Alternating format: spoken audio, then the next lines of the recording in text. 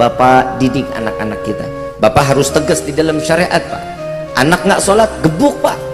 Gebuknya bukan berarti kayak samsak, ya. Gebuknya pukul telapak tangannya, ya, betisnya nih, gebuk.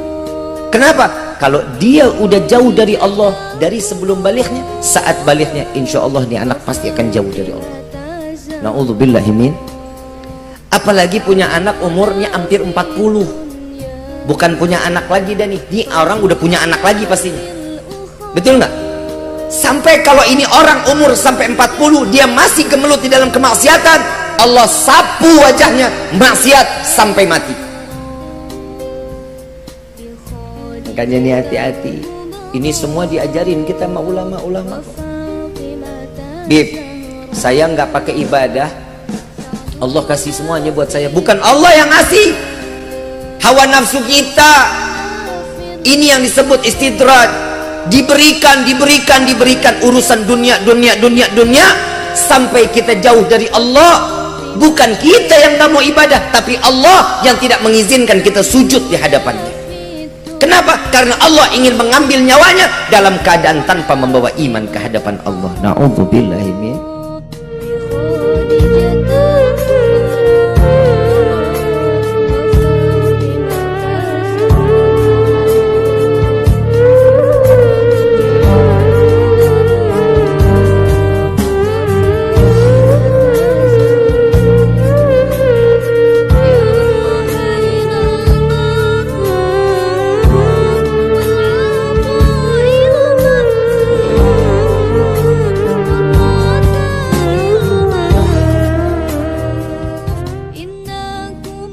Assalamualaikum warahmatullahi wabarakatuh. Ayyuhal hadirun jama'ar rahimakumullah. Kalau mau dihitung ibadah kita nggak bakal pernah untuk mendapatkan derajat yang tinggi, melainkan wajib diiringi dengan setiap amalan, sehingga amalan tersebut yang akan membawa kita sampai ke dalam surganya Allah. Sesuatu amalan, mendoakan orang lain, memberikan kesenangan kepada orang lain, membahagiakan orang lain, membuang senyuman kepada orang lain, ini adalah salah satu amaliyah yang dimana timbangannya lebih berat dibanding ibadah kita 1000 tahun.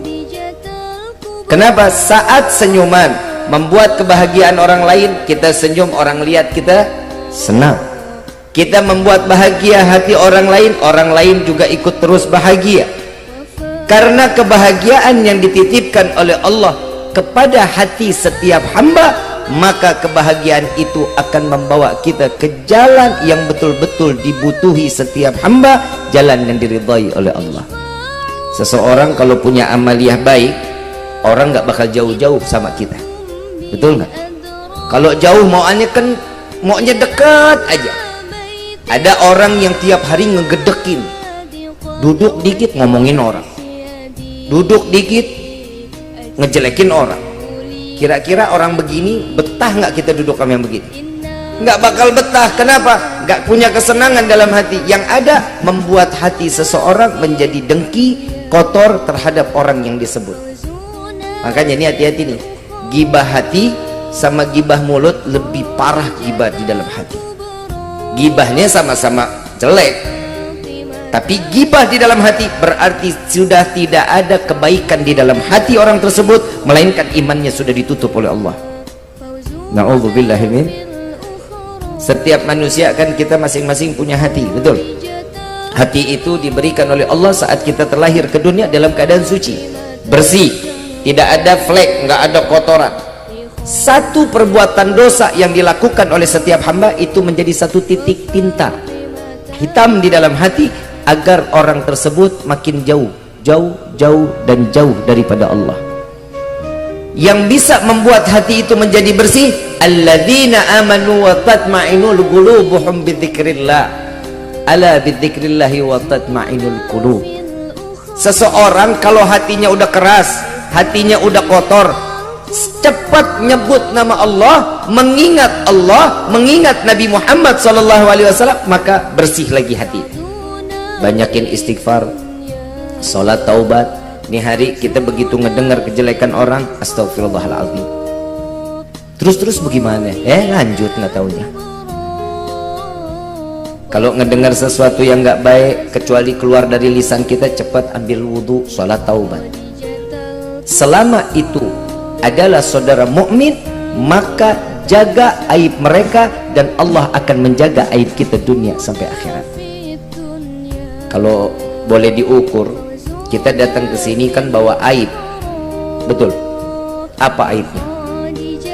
Dosanya besar. Kalau boleh diukur gunung Cermek, lebih banyak dosa kita, betul nggak? Kalau satu orang bawa dosa segede gunung Cermek di tempat nggak muat, betul nggak? Tapi alhamdulillah Allah tutup aib kita, Allah jaga kita. Kenapa?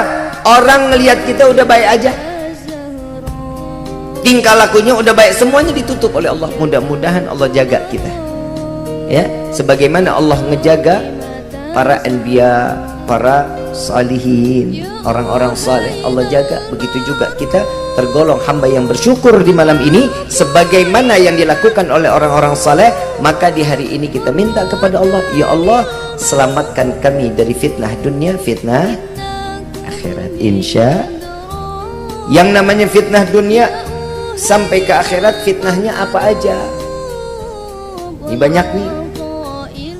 Istri fitnah, suami fitnah, anak fitnah, mertua lu bilang fitnah, durhaka lu.